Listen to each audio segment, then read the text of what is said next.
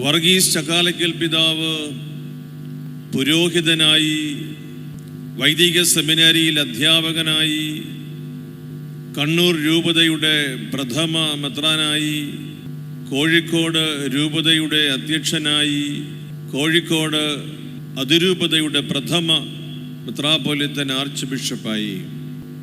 ദൈവനിയോഗത്തിൻ്റെ ഒരു പുതിയ ശുശ്രൂഷ മേഖലയിൽ പിതാവ് നിയോഗിതനായിരിക്കുന്നു.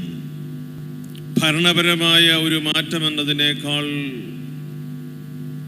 തിരുവചനപ്രകാരമുള്ള ഒരു പുതിയ ദൈവിക നിയോഗം പിതാവ് പ്രാപിക്കുന്നതിൻ്റെ വിശുദ്ധമായ കൂദാശയും നിമിഷവുമാണിത്.